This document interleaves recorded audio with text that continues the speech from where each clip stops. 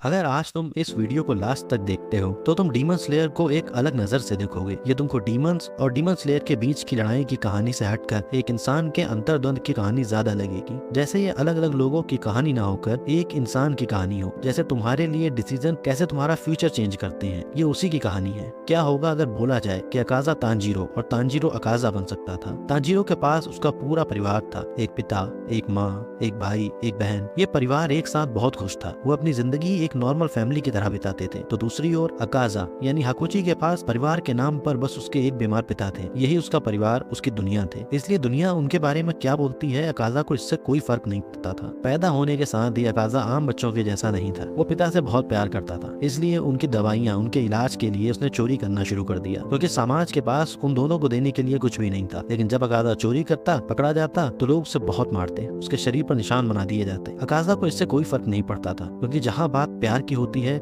वहाँ तुम भी प्यार के लिए कुछ भी कर जाओगे। हालांकि दोनों कहानियों में कई सौ सालों का अंतर है, पर फिर भी ये एक दूसरे के बहुत ज्यादा करीब लगती हैं। ये कहानी ऐसे ही आगे बढ़ती है। तांजीरो के पिता की अब मौत हो चुकी है और सारी जिम्मेदारियां तांजीरो के ऊपर है। वो अपने परिवार के साथ पहाड़ों के बीच बसे एक गाँव में रहता है और कोयला बेचकर अपना घर चलाता है। पिता की मौत तांजीरो के लिए एक बुरे सपने जैसी थी, क्योंकि छोटी उम्र के तांजीरो के लिए ये बहुत ही असहनीय पीड़ा थी। तांजीरो के पास एक परिवार था जिसकी देखभाल उसे करनी थी, इसलिए वो आगे बढ़कर जिम्मेदारी उठाने का फैसला करता है। दूसरी ओर समाज की नजरों, उनकी बुरी बातों से अकाजा के पिता को बहुत गिल्ट होता है। वो टूट जाते हैं। वो अकाजा को फ्री करना चाहते हैं। शायद वो आखिरी बार उससे कुछ बोलना भी चाहते हो, लेकिन वो जानते हैं कि अकाजा उन्हें ऐसा कुछ भी कभी नहीं करने देगा। इसलिए वो एक लेटर लिखते हैं अकाजा के लिए और खुद बहुत दूर चले जाते हैं, ऐसी जगह जहाँ से कभी कोई वापस नहीं आता। अकाजा जब घर पहुँचता है तो वो देखता है और पूरी तरह टूट जाता है और लेटर पढ़ते हुए बहुत बुरा फील करता है। लेटर में उसके पिता उससे माफी मांग रहे होते हैं कि उनकी वजह से वो कभी एक आम बच्चों के जैसा बचपन नहीं जी पाया। अकाजा उन्हें उसके लिए माफ कर दे। उनकी लास्ट विश यही है कि अब अकाजा एक अच्छी लाइफ जिए और लाइफ में आगे बढ़े। लेकिन अकाजा, उसके पास लाइफ या दुनिया जैसा कुछ बचा ही नहीं था। वो यही सोच रहा होता है कि उसने अपने पिता से कभी कुछ नहीं कहा। वो उनके लिए इससे भी ज्यादा मार खा सकता था। उन्होंने क्या उसे इतना कमजोर समझा, और रास्ते में कुछ अपनी उम्र से बड़े लड़कों से उसकी लड़ाई हो जाती है। वो उन सबको बहुत बुरी तरह मार रहा होता है। वो समाज से टूट चुका था और बुराई के रास्ते की शुरुआत पर खड़ा था। लेकिन यहीं उसे मिलते हैं मास्टर कीजो, जो बहुत अच्छे इंसान और एक मार्शल आर्ट ट्रेनर भी थे। वो अकाजा को अपने साथ ले जाते हैं। वो उसे घर में जगा देते हैं। यहाँ से अकाजा खुद को जोड़ता है और एक न्यू लाइफ शुरू करता है। अब तांजीरो एक दिन कोयला बेचने जा रहा होता है। जब वो बेचकर वापस लौट रहा होता है तो उसे आने में थोड़ा समय लग जाता है। जब वो घर जाता है तो देखता है पूरा घर टूट चुका है। डीमंस ने उसका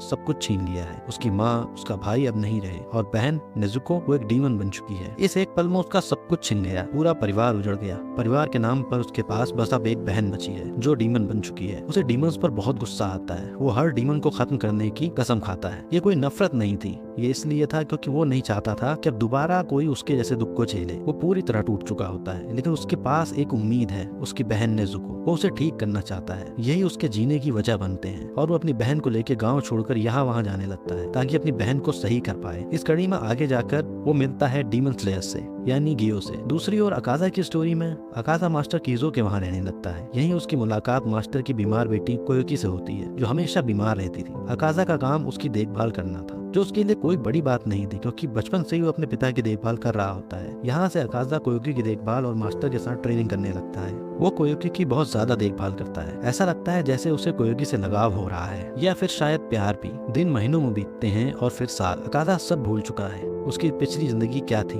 वो कौन था। एक दिन मास्टर कीजो अकाजा को अपने पास बुलाते हैं और उसे कोयोकी से शादी करने की बात बोलते हैं। अकाजा और कोयोकी बहुत खुश और शर्मा रहे होते हैं। अकाजा का जैसे हर एक सपना पूरा हो रहा है। जहाँ पूरा समाज उसे एक शराब बोलता था, उसे प्यार करने लायक नहीं समझता था, अब उसके पास ऐसे लोग हैं जो उससे प्यार करते हैं। वो कोयोकी से वादा करता है कि वो पूरी जिंदगी कोयोकी और मास्टर कीजो की हिफाजत करेगा। दोनों बहुत खुश थे। जल्दी ही शादी भी हो जाती। यही खुशी की बात बताने के लिए अकाजा अपने पिता की कब्र पर जाता है। वहाँ वो बोलता है जैसी उनकी आखिरी इच्छा थी, सब कुछ वैसा ही है। वो बहुत खुश है अपनी लाइफ में और अब उसके पास एक परिवार है। वो अच्छी जिंदगी जी रहा है। लेकिन किसे पता था कि अब जो होने वाला है वो अकाजा ने कभी सोचा भी नहीं होगा। एक राइवल डोजो वालों ने उनके कुएं के पानी में जहर डाल दिया, जिसे पीकर मास्टर कीजो और कोयोकी की मौत हो गई। जब ये बात अकाजा को पता चली तो वो दौड़ता हुआ घर पहुंचा। वहाँ वो दोनों की लाशों को देखकर टूट गया। उसके आंसू बहने लग गए। उसका परिवार, भविष्य, सपने एक पल में सब खत्म। वो यही सोच रहा है अब आगे क्या, और ऐसा हुआ क्यों। अब तुम बताओ, अगर उस पल में तुम होते तुम क्या करते। क्या होती तुम्हारी फर्स्ट फीलिंग जब तुमको पता चलता कि तुम्हारी खुशियाँ किसने छीनी है। अकाजा भी वही करता जो तुम सोच रहे हो। उसने उस डोजो के 67 लोगों को बिना किसी हथियार के हाथों से ही मार डाला। अकाजा ने उस जगह को नरक बना दिया, उन लोगों के शरीर के टुकड़े टुकड़े कर पूरी जगह भर दी। लेकिन इतना करने पर भी अकाजा को शांति नहीं मिली। वो बस रास्ते पर बिना मंजिल के एक जानवर की तरह चल रहा था। यहाँ पर सब बदल जाता है। जहाँ तांजीरो गियो से मिलता है और अपनी आखिरी होप अपनी बहन नेजुको के साथ अच्छाई के रास्ते पर डीमन स्लेयर में चला जाता है, तो वहीं अकाजा के इस काम की खबर मुजान तक जाती है। वो सोचता है अगर एक इंसान इतनी तबाही मचा सकता है तो वो डीमन बनकर वो कितना ताकतवर हो जाएगा, और वो अकाजा को डीमन बनने का ऑफर करता है। अकाजा जो पूरी तरह टूट चुका होता है, वो बस अब उस दर्द को और नहीं झेलना चाहता है। समाज जिसे वो पहले से नफरत करता था, अब वो उससे पूरी तरह से टूट चुका है। और मुजान जो ये बात जानता है कि अकाजा कोई बुरा इंसान नहीं है, वो बस कंडीशन से टूट चुका है। मुजान उसे एक डीमन बना देता है और उसकी सारी यादें मिटा देता है। अब तुम सोचो, ये दूसरी बार था जब अकाजा टूटा था। जहाँ तांजीरो के पास बहन के रूप में एक होप थी, एक उम्मीद थी, लेकिन अकाजा के पास अब कुछ नहीं बचा था। तांजीरो की मुलाकात होती है एक हाशिरा से और अकाजा उसे मिलता है एक डीमन। उस दिन उस पल में एक बार फिर अगर कोई मास्टर कीजो या कोई हाशिरा उसे मिलता तो शायद वो उसे सही रास्ते पर ले जाते, और जैसे तांजीरो को ले गए अकाजा डीमन बनने के बाद भी, अपनी सारी यादें खो देने के बाद भी, वो किसी लड़की को नहीं मारता या खाता है। जहाँ बाकी डीमंस के पास उनकी यादें थी, अकाजा के पास बस एक लाइन थी, मुझे सबसे स्ट्रॉन्ग बनना है। वो भूल चुका था आखिर क्यों उसे स्ट्रॉन्ग बनना है। अकाजा और तांजीरो दोनों अलग अलग लोगों की कहानी न होकर एक ही इंसान की कहानी लगती है, बस फर्क डिसीजन का है और टाइम का। अब तुम बताओ, क्या ये कहानी तुमको एक डीमन या डीमन स्लेयर की न होकर एक ही इंसान के अंतर्द्वंदों की कहानी लगती है?